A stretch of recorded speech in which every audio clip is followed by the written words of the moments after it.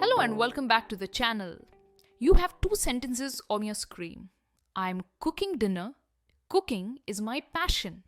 Now in both sentences, I've used the word cooking.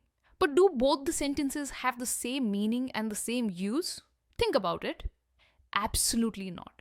And this is a common confusion between gerunds and ing verbs.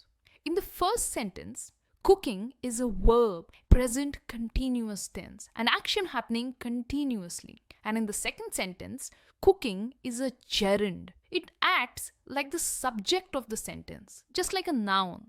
So in today's lesson, we're going to get rid of this confusion once and for all. In today's lesson, we will learn what gerunds are, how they are used, what rules we should follow, and the common mistakes we should avoid.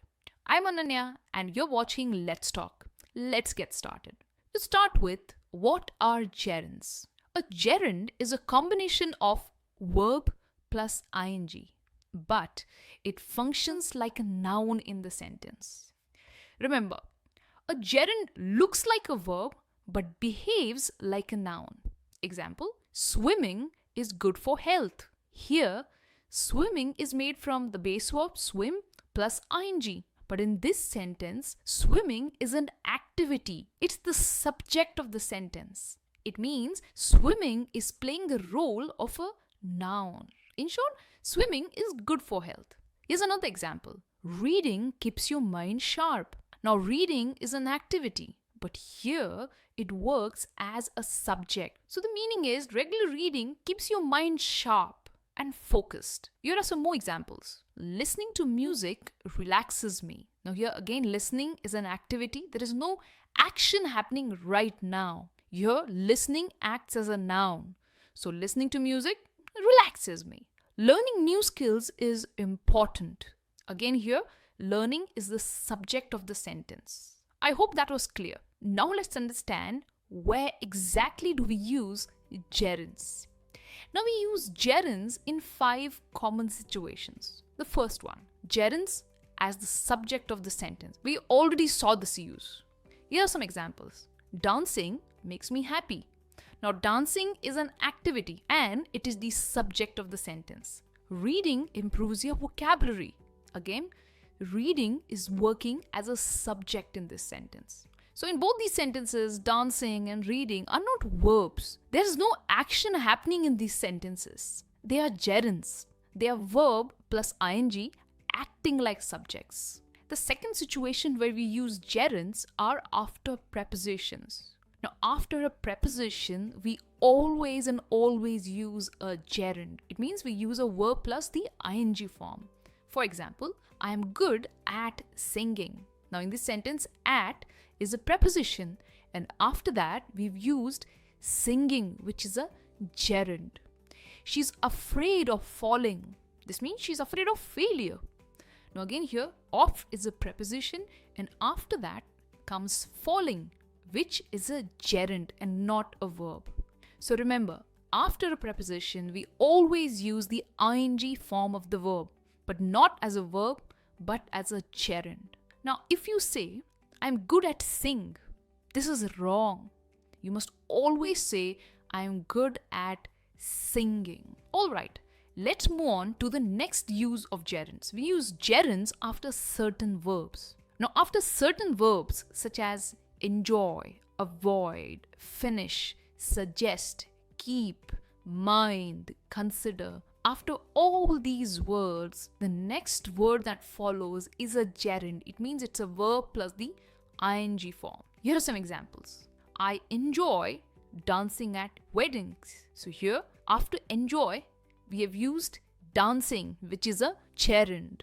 She avoids talking to strangers. Again, after avoid, we use talking, which is again a gerund.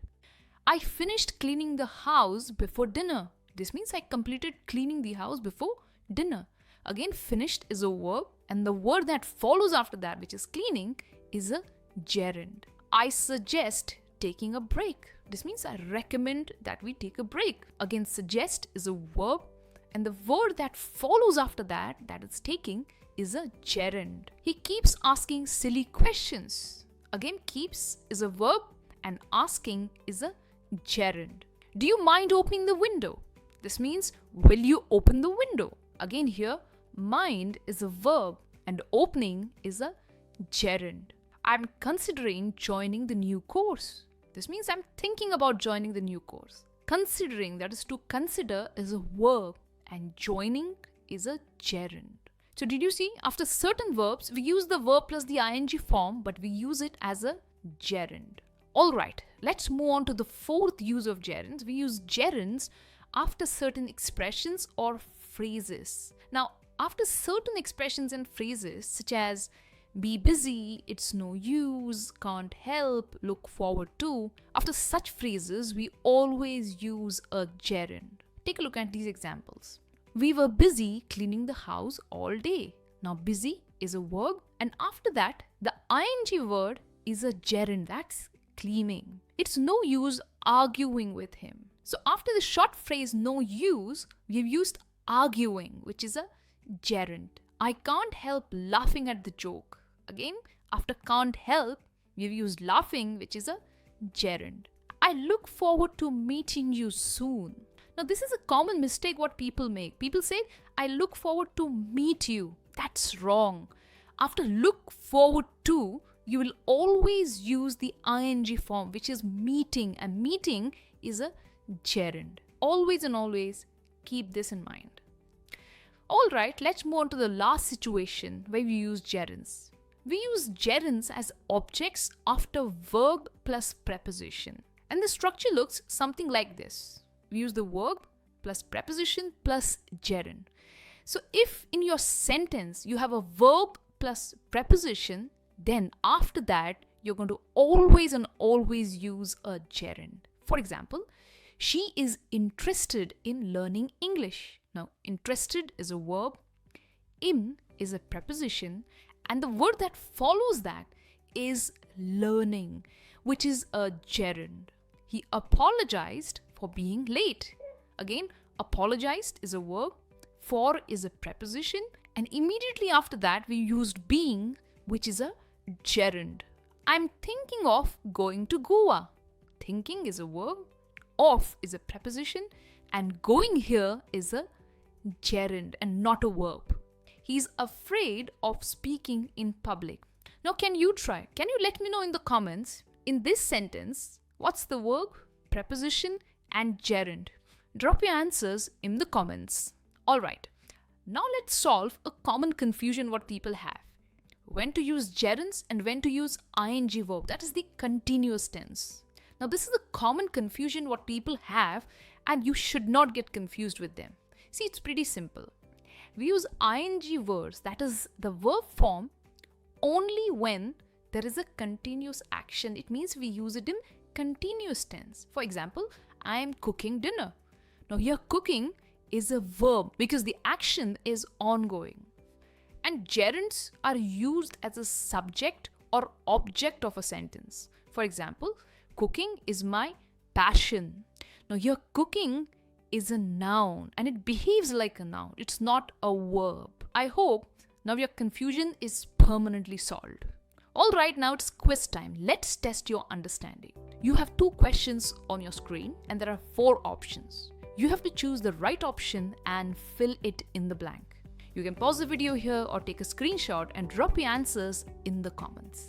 So that's all for today. I hope you really enjoyed today's lesson and solved the confusion between gerunds and ing verbs.